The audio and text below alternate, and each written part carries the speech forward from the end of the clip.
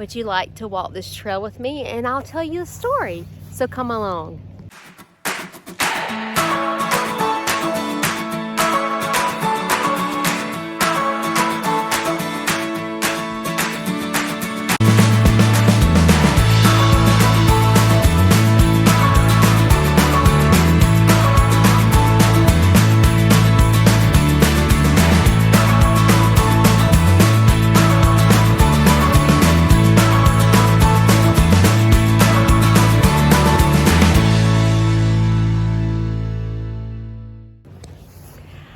I'm Judy. If you're just joining my channel for the first time, I'm the owner of Sneed's Farmhouse.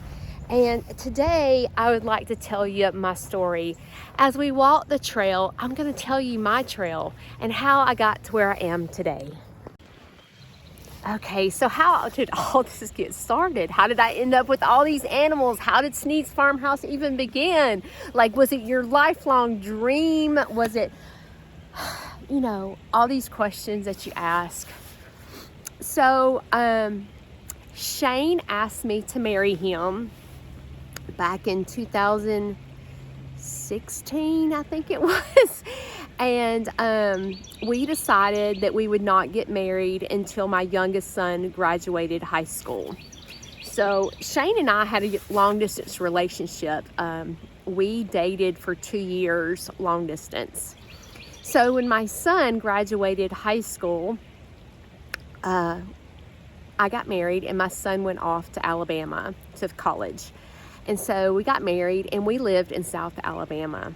And I started, not Sneed's Farmhouse, I started Stapleton Fitness. I have always taught aerobics and enjoyed that. And I was trying to find my place in Stapleton because I didn't know anyone. And I just got with the community to see if they wanted to have an aerobic class. And so I started plugging myself into the community through aerobics. And I made a perfect connection. I met the best friends I have ever met in my life. I had a ball in Stapleton. And one day my husband came home and he said, "Judy, I have a possible job offer in Coleman." And my heart just sank because I had what I call the most perfect life in Stapleton. I had a gorgeous house. We had 7 acres. We had just redid the whole entire house. I had the best friends in Stapleton. Like, I was so happy and committed to being in Stapleton. So when he told me there was a possible job offer, I just felt scared. So he ended up sending in his resume and things were uncovering about him with this job, and he had an upcoming interview. And what would happen is he would leave for work and I would fall to pieces. I would just get in the floor and go, "God, please do not take me from Stapleton. Like, I love this place. This place is for me." I was like, just begging God to give me my way. I wanted to stay in Stapleton. And the more I kept praying, like, his job was happening more and more. Like, he had the interview and it was fantastic. And then they offered him the job. And then I was like, "Oh God, no, please, do not let us sell our house. God, I do not want to sell our house. Please do not take me from here." We put our house on the market. It sold in 24 hours. And I felt so defeated. I was like, "God, why would you take me away from what I love?" And I felt really sad, but I wanted to be submissive to Shane, and I wanted to have a good marriage, and I wanted to be supportive. He's our breadwinner. And so I was like, okay, I guess I'm going to Coleman. Here I go. So we were in a U-Haul headed to our new house. We found 40 acres, and it had a double wide trailer on it. And we were gonna live in the trailer and build a house. Well, we're in the U-Haul, right? On our way to move into the house. And we were gonna close on Monday, but we were gonna move in the house on Friday because our closing on our house in Stapleton had happened and we had nowhere to go. In the U-Haul, on the way to this property to move in our new house, the title company called and said that there was a state lien against the property that we were trying to buy and that we weren't going to be able to close. And I was like, are you serious? So at that point, I was like, we've sold our house, we've left Stapleton, we have no place to go. What are we going to do? So we ended up putting all of our stuff in storage, and we moved into my husband's, he had a little house in Gadsden area that was his grandparents. So we moved and settled there until we found the house that we were going to buy in Coleman. Guess what? It's raining.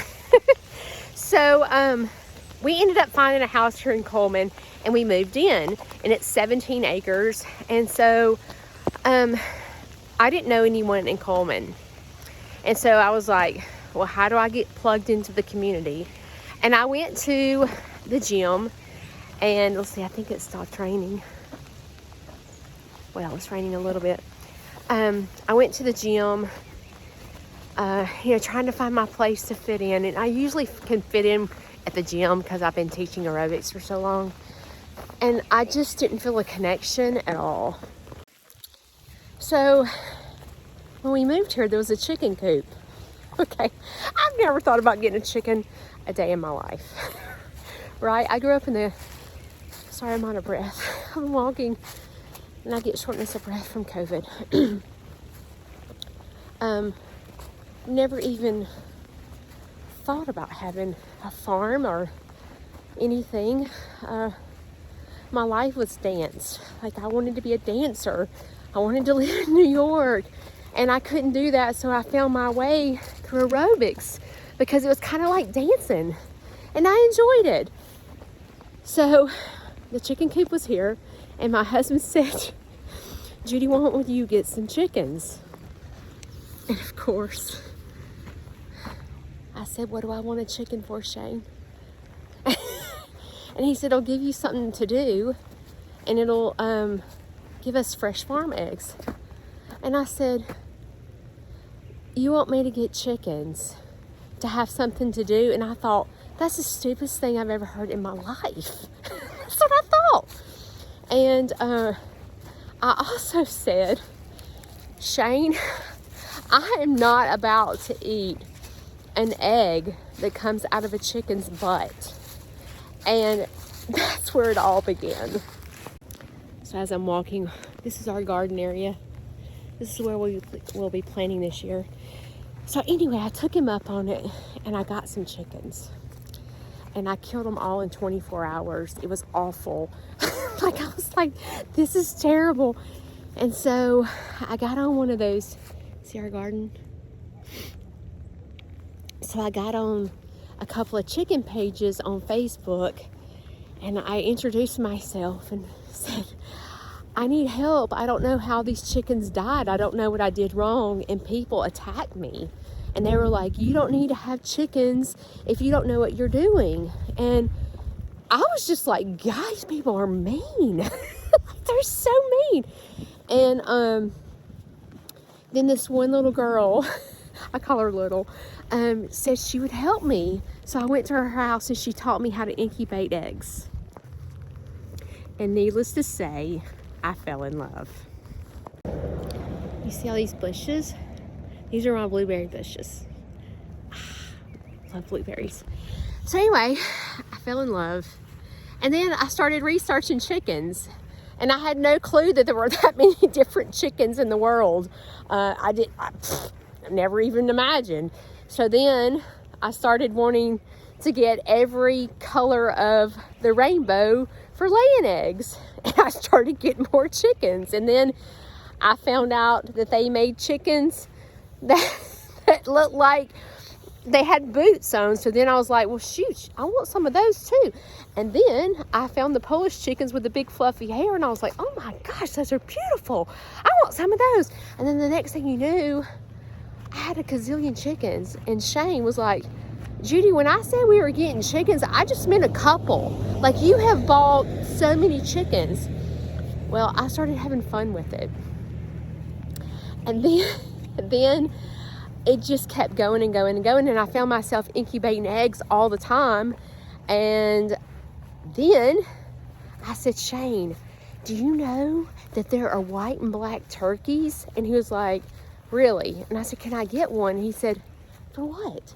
And I said, I don't know, you started this. You're the one that said let's get chickens. So I got turkeys.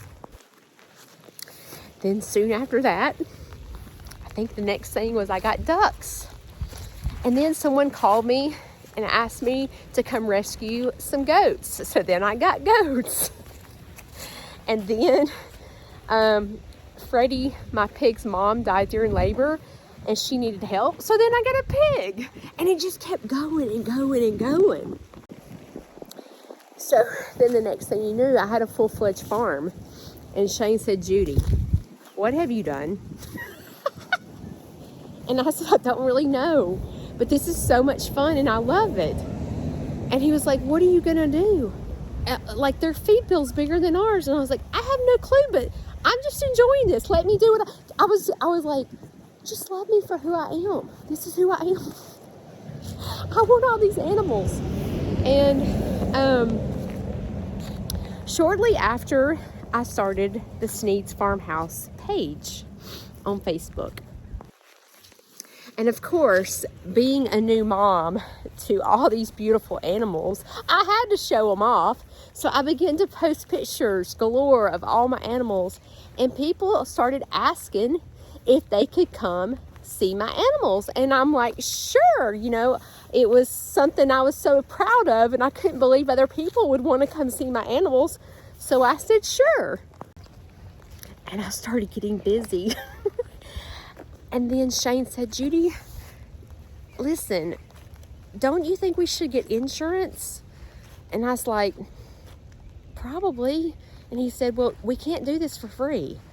You're killing yourself. And I was like, well, what do I do? And he was like, well, you need to charge an admission to come in and see. And I'm like, okay. So that's where it all began. So let me just stop right here for just a minute. I've had a lot of people reach out to me, asking me how I got started, and you know, what are the do's and don'ts of having a petting zoo and stuff like this. And I really don't have an answer, because I didn't plan this. I never said I'm going to quit my job and try to find a home job, or I want to stay home with the kids and find extra income. None of that was my desire. So I have noticed that when the plan is not yours, but it's God's, amazing things will happen. So once I started opening up my farm for tours, I want you to know that not one time have I sent an email to a school. Not one time have I walked into a school. Not one time have I reached out to a school about field trips. They've contacted me. So when people ask me, how did you get into the school system? It was nothing that I did. It was all God. So the next thing you know, I'm getting on the news, and I'm having the newspaper come, and I'm having magazines reach out to me about covering my story. And once again, people say, Judy, how did you do that? And I don't have an answer, because it was nothing that it was not that I had this great magic pill. It's starting to rain really hard, so I'm trying to go inside. But it's not like I have the magic pill to tell you how to do it. I feel like personally in my heart that when God leads you and you're willing to follow, this is what happens. So as you can see, I got soaking wet. So I had to go inside and change clothes. You like my shirt? So the moral to the story is sometimes we do not understand what God's works or what God has in plan for us or in store for us. And where I was in Stapleton begging God to leave me there, he knew better than me what he had in store for me. And where I thought we were moving to Coleman for my husband's job, I firmly believe that we are in Coleman because of me. I believe that it has nothing to do with my husband's job at all. I believe he brought this farm to me to use me in mighty ways. And I do a lot of volunteer work, and I provide volunteer work at my farm for other places to get grants. And I believe that God has provided all that for his good, and it is just been to be a part of his will and to see it evolve has just been such a change to me. And the people that knew me before, they see the change in me and how my farm is totally changed lives, and I'm very thankful to be a part of that. And what we have in the future is, who knows? I go day to day. I don't really have a lot of goals in mind. I just keep in prayer about it, and I feel like God leads me where he wants me to go, and I just listen, and I do his will. So by your donations to my farm, I'm able to help other people. I'm able to get in the community and spread the good news of how my farm got started. And I hope to instill in kids, I start thinking about when I was, in middle school and how I felt, and when I was in high school and how I felt, and the pressure that comes along with being a teenager. And I'm so thankful to be able to go into schools and other places like the Girl Scouts and be able to tell my testimony and be able to maybe touch one kid's life and show them how my life has changed just by trying something different. And never in a million years did I ever think about owning a chicken, more or less having a farm or a petting zoo. But God had plans for me, and this is what he chose for my life, and I just pray that he will use me in the ways that will glorify him. Thanks again for tuning in this afternoon and listening to my story. I pray that something I said can touch you and change your life. If anything, maybe you're not thinking about having a farm, but I encourage you to try something different. I'm 52 years old and tried something different. Sometimes we think we're too old to try something different. We're not. Age is just a number. Try something different and see what happens to you. Thank you so much for tuning in this afternoon. See you next time.